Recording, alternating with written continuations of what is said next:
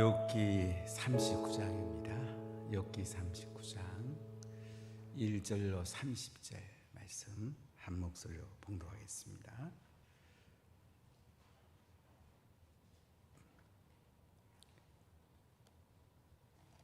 산염소가 새끼 치는 때를 내가 아느냐? 암사슴이 새끼 낳는 것을 내가 본 적이 있느냐? 그것이 몇 달 만에 만삭되는지 아느냐? 그 낳을 때를 아느냐? 그것들은 몸을 구부리고 새끼를 낳으니 그 괴로움이 지나가고 그 새끼는 강하여져서 빈돌에서 크다가 나간 후에는 다시 돌아오지 아니하느니라. 누가 들나귀를 놓아 자유롭게 하였느냐? 누가 빠른 나귀에 매인 것을 불었느냐? 내가 들은 그것을 집으로 소금 땅을 그것이 사는 젖으로 삼았느니라. 들나귀는 성읍에서 짓거리는 소리를 비웃나니 나귀 치는 사람이 지르는 소리는 그들에게 들리지 아니하며 초장 언덕으로 두루 다니며 여러 가지 푸른 풀을 찾느니라.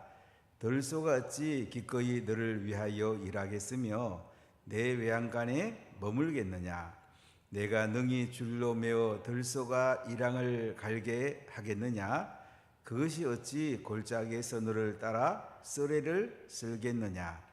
그것이 힘이 세다고 내가 그것을 의지하겠느냐? 내 수고를 그것에게 맡기겠느냐? 그것이 내 곡식을 집으로 실어 오며 내 다장마당에 곡식 모으기를 그것에게 의탁하겠느냐? 타조는 즐거이 날개를 치나 학의 깃털과 날개 같았겠느냐? 그것이 알을 땅에 버려두어 흙에서 더워지게 하고 밭에 깨어질 것이나 들짐승에게 밟힐 것을 생각하지 아니하고 그 새끼에게 모질게 대함이 제 새끼가 아닌 것처럼 하며 그 고생한 것이 헛되게 될지라도 두려워하지 아니하나니. 이는 하나님이 지혜를 베풀지 아니하였고 총명을 주지 아니함이라. 그러나 그것이 몸을 떨쳐 뛰어갈 때에는 말과 그 위에 탄 자를 우습게 여기느니라. 말의 힘을 내가 주었느냐? 그 목에 흩날리는 갈기를 내가 입혔느냐? 네가 그것으로 메뚜기처럼 뛰게 하겠느냐? 그 위험스러운 콧소리가 두려우니라. 그것이 골짜기에서 발굽질하고 힘 있음을 기뻐하며 앞으로 나아가서 군사들을 맞대 두려움을 모르고 겁내지 아니하며 칼을 대할지라도 물러나지 아니하니 그의 머리 위에서는 화살통과 빛나는 창과 투창이 번쩍이며 땅을 삼킬 듯이 맹렬히 성내며 나팔 소리에 머물러 서지 아니하고 나팔 소리가 날 때마다 힝힝 울며 멀리서 싸움 냄새를 맡고 지휘관들의 호령과 외치는 소리를 듣느니라. 매가 떠올라서 날개를 펴서 남쪽으로 향하는 것이 어찌 내 지혜로 말미암음이냐? 독수리가 공중에 떠서 높은 곳에 보금자리를 만드는 것이 어찌 내 명령을 따름이냐?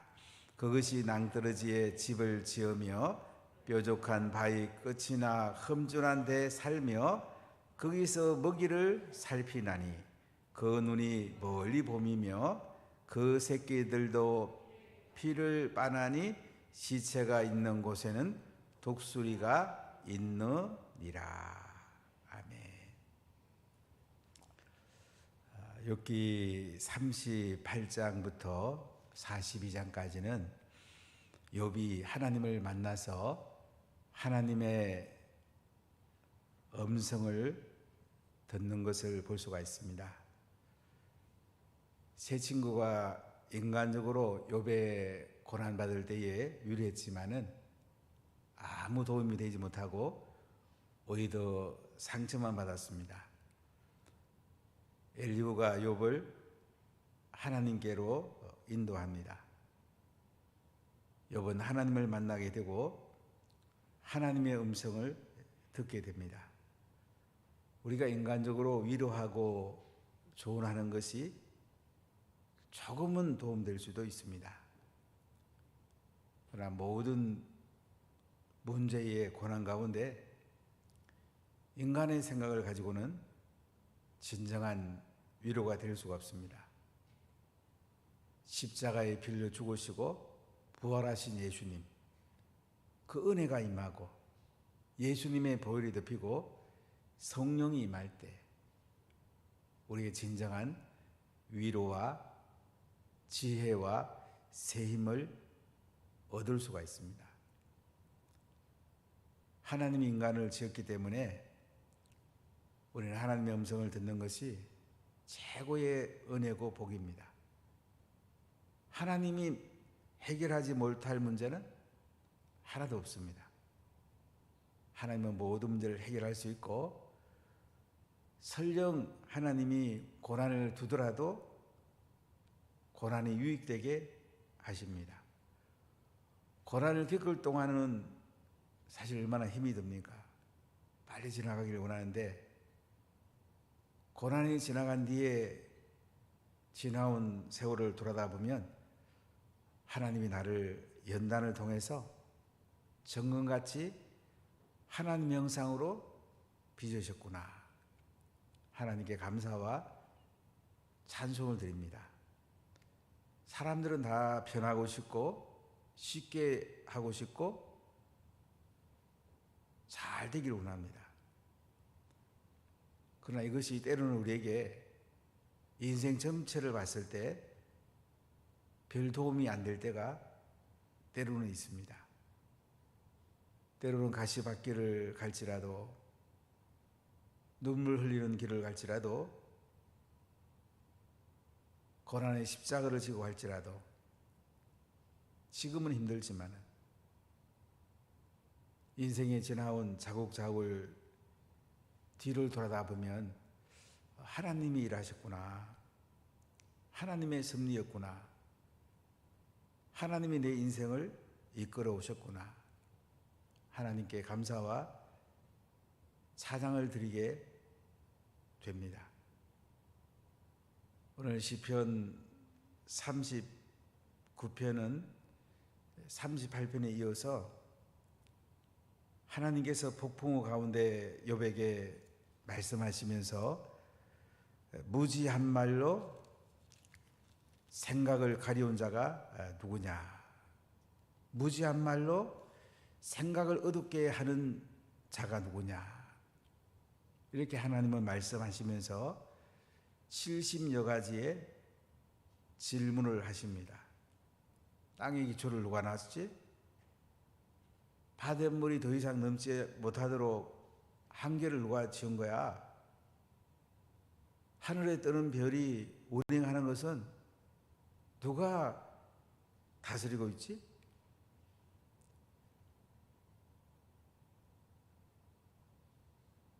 사람이 가는 여러 가지 인생길에서 하늘과 땅의 모든 것을 운행하는 분은 하나님인 것을 말씀하십니다.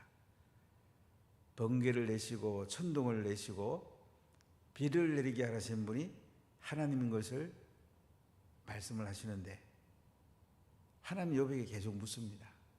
누가 비를 내리느냐? 야생 동물이 먹고 사는 것도 누가 먹이시냐? 하나하나 하나님은 욥에게 질문으로 다가오십니다. 우리의 질문은 정말 중요합니다. 우리가 자녀를 키울 때에 질문과 토론으로 키우면 굉장히 지혜로운 자녀가 될 수 있습니다. 어릴 때에 아이들이 엄마 아빠한테 질문을 참 많이 하죠. 궁금한 게 아이들은 굉장히 많죠.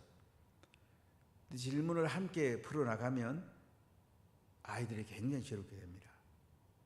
아이들이 질문하면 엄마 아빠가 또 질문으로 또 서로 대화하고 서로 또 토론하고, 이 합으로 다 최고의 교육법이죠.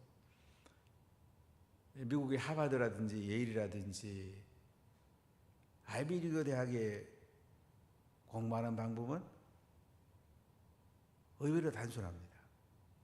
질문 토론을 통해서 그들은 창의적인 학문을 개발해 갑니다. 우리가 열심히 사는 것도 중요하지만은 지혜롭게 사는 게 중요하고 창의를 얻는 것이 굉장히 중요합니다. 우리 자녀들이 지식의 창고에서 지식을 얻는 것도 중요하지만은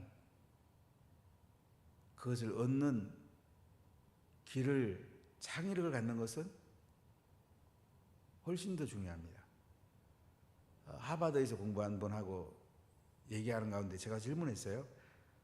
장로님, 우리나라 교육법하고 하버드 교육이 뭐가 달라요? 그랬더니 한국의 교육은 지식을 많이 축적하는데 그 사전이나 네이버 찾아보면 다 있는 거 아니냐고.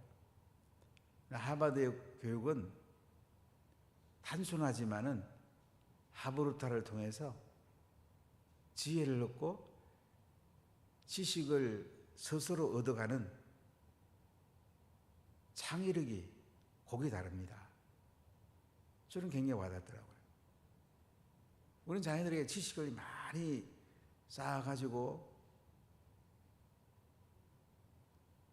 지식 속에서 아이들이 잘 될 것으로 기대할 때가 있습니다. 하나님 우리에게 지식보다도 지혜를 갖기를 더 원하세요. 오늘 욥에게 하나님이 계속 질문하는 거 보면 하나님 얼마나 지혜로운 분인가를 말씀해 주시고 너가 이런 지혜가 있느냐 이거죠. 지혜는 지식을 경영하는 능력이고 지혜는 하나님을 경외하는 데서 시작이 됩니다. 십자가에 피를 죽으시고 부활하신 예수님, 우리의 그리스도가 되시고 하나님의 아들이신 예수님, 그분 안에서 지혜는 시작이 됩니다. 오늘 하나님께서는 욥에게 야생동물을 이야기하면서 이거 누가 만들었고 누가 먹이고 누가 입히냐? 한번 대답 좀 한번 해봐라. 이렇게 오늘 말씀하는 걸 볼 수가 있어요. 우리 1절로 4절까지 읽어보겠습니다. 산염소가 새끼 치는 때를 네가 아느냐? 암사슴이 새끼 낳는 것을 네가 본 적이 있느냐? 그것이 몇 달 만에 만삭되는지 아느냐? 그 낳을 때를 아느냐? 그것들은 몸을 구부리고 새끼를 낳으니 그 괴로움이 지나가고 그 새끼는 강해져서 빈들에서 크다가 나간 후에는 다시 돌아오지 아니하느니라. 산염소에 대한 얘기를 해요. 산염소 새끼 치는 때 네가 알고 있냐? 암사슴이 새끼 낳는 것을 네가 본 적이 있냐? 계속 이렇게 욥에게 질문하면서 자연의 모든 야생 동물들도 하나님께서 기르시고 다 먹이시고 모든 걸 주관하고 있다는 것을 하나님이 욥에게 지금 질문으로 묻는 것입니다. 이 내용 속에는 어떤 내용입니까? 야생 동물도 하나님이 먹이고 입힌다면 하나님 형상대로 지음받은 인간 더 귀하지 않느냐? 하나님이 더 관심을 가지시고 하나님께서 입히시고 먹이시고 학교를 인도할 거냐지 않냐 이거죠. 나한테 고난이 온 것도 하나님 특별한 뜻이 있지 않겠냐.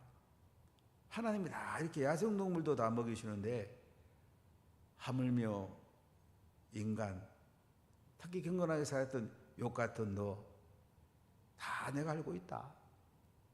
네가 고난받고 있는 거 다 알고 있어.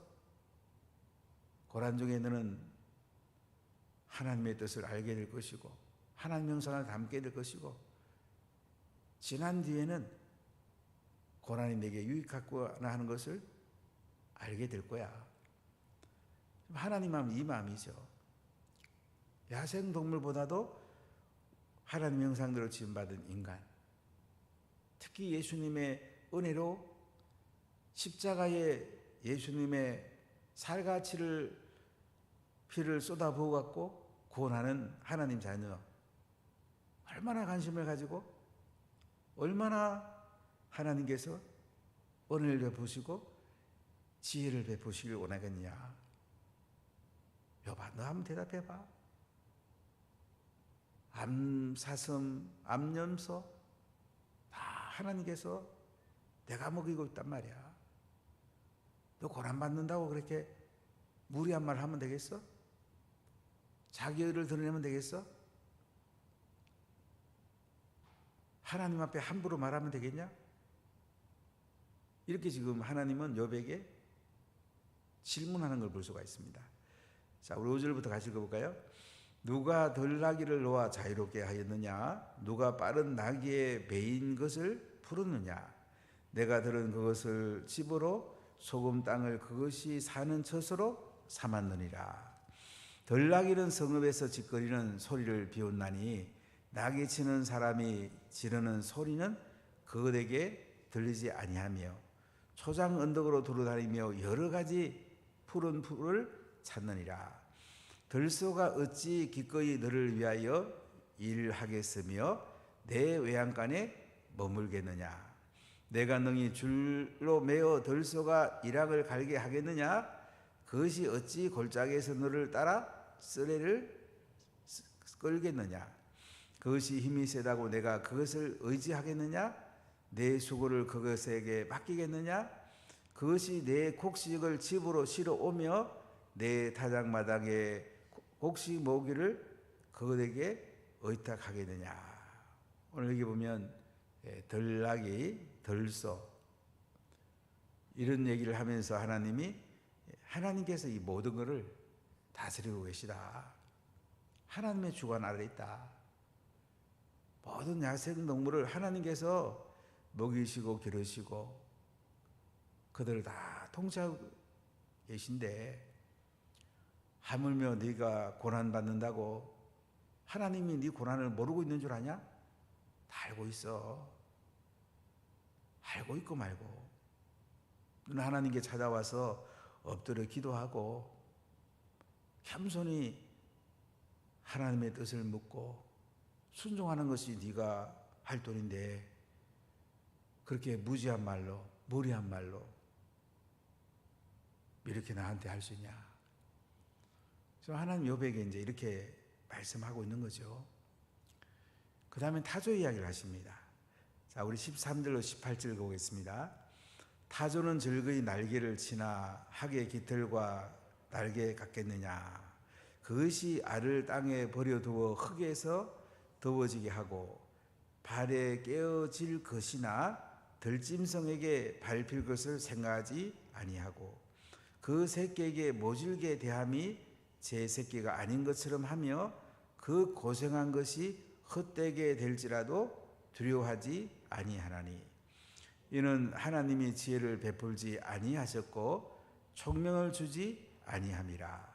그러나 그것이 몸을 떨쳐 뛰어갈 때에는 말과 그 위에 탄 자를 우습게 여기느니라. 이 타조 이야기를 합니다. 여러분 타조 잘 아시죠? 잘 알지 못합니다. 이 타조도 하나님이 총명을 주셨고 타조에게도 이게 장점이 있어요. 우리 각각 사람에게도 자기 장점이 있습니다. 우리가 자녀를 키우다 보면 자녀의 장점을 최고로 세워주면 세계적 인재가 되는데요. 부족한 거 자꾸 평준화하다가 아이들을 망치는 경우가 굉장히 많습니다. 아이가 수학에 뛰어나면 수학을 통해서 탁월한 인재를 만들면 되는데 자꾸 그거 안 망가르쳐도 잘하는 데는 어느 것 가지고 실험하다가 탁월한 수학을 놓칠 수도 있어요. 물론 조금은 어느 정도까지 시험 치니까 보완할 필요는 있겠죠. 하나님이 우리에게 준 특별한 재능들이 있어요. 그거를 최고로 살려주게 하는 것이 부모로서 굉장히 중요한 역할입니다. 인생을 즐겁게 살아야죠. 하기 싫은 일을 하면서 인생 살아가는 사람이 얼마나 많습니까? 자기가 좋아하는 일을 하면 인생 살기도 바쁜데 우리 자녀들이 잘하는 것을 최고로 키워주면 그거 하는 일이 탁월하게 잘해서 사는 것도 염려 갖고요. 세계 인류 공룡에 이바지할 수 있는데 잘 안 되는 거 자꾸 씨름하면서 키워주다가요. 잘하는 거 놓치면 안 됩니다. 타조는 날지 못하지만요. 타조가 탁월한 또 재능이 있어요. 하나님이 만들 때는 새 한 마리도 특별한 것을 불어넣어갖고 만든 거예요. 타조 보고 계속 너 날아봐라. 아무리 나는 훈련시켜도 타조는 날기 어렵습니다. 아이 보고 못하는 거 자꾸 해봐라. 스트레스만 받죠? 잘 안 되는 경우가 많아요. 타조가 잘하는 거 계속 훈련하면 탁월하죠. 타조는 알이 굉장히 크잖아요. 타조는 그 나름대로 하나님이 준 탁월한 재능들이 있어요. 우리 인간도 똑같습니다. 사람마다 다 달라요. 그 재능을 잘 길러주면 하나님 앞에 탁월하게 쓰임받을 수가 있습니다. 자, 우리 19절부터 몇 절 읽어보겠습니다. 말의 힘을 내가 주었느냐? 그 목에 흩날리는 갈기를 내가 입혔느냐? 내가 그것으로 메뚜기처럼 뛰게 하였느냐? 그 위험스러운 콧소리가 두려우니라. 그것이 골짜기에서 발굽질하고 힘있음을 기뻐하며 앞으로 나아가서 군사들을 맞대. 두려움을 모르고 겁내지 아니하며 칼을 대할지라도 물러나지 아니하니 그의 머리 위에서는 화살통과 빛나는 창과 투창이 번쩍이며 땅을 삼킬 듯이 맹렬히 성내며 나팔 소리에 머물러 서지 아니하고 나팔 소리가 날 때마다 힝히 울며 멀리서 싸움 냄새를 맡고 지휘관들의 호령과 외치는 소리를 듣느니라. 네, 말을 얘기합니다. 말은 힘이죠. 전쟁이나 싸울 때에 최고의 장기를 가지죠. 이 말에게 힘을 준 분도 누구냐 이거죠. 이런 지혜를 준 분도 누구냐 이거죠. 26절로 30절입니다. 내가 떠올라서 날개를 펴며 남쪽으로 향하는 것이 어찌 내 지혜로 말미암으냐? 독수리가 공중에 떠서 높은 곳에 보금자리를 만드는 것이 어찌 내 명령을 따름이냐? 그것이 낭떠러지에 집을 지으며 뾰족한 바위 끝이나 흠존한 데 살며 거기서 먹이를 살피나니 그 눈이 멀리 보며 그 새끼들도 피를 빠나니 시체가 있는 곳에는 독수리가 있느니라. 매나 독수리 같은 맹금류 공중을 높이 날죠. 태양을 향해서 날기도 합니다. 하나님이 다 만드셨어요. 각 야생동물마다 자기들에게 하나님 재능을 줬어요. 오늘 요백에 하나님 하신 말씀 뭐예요? 야생동물도 하나님이 다 기르고 지혜를 주고 재능을 줬는데 욥 너에게 고난 온 거 다 하나님이 알고 있다. 하나님 앞에 엎드려서 겸손히 지혜를 구해라. 하나님의 능력을 구해라. 다시 너 회복될 거야. 이렇게 말씀하십니다. 기도하겠습니다. 하나님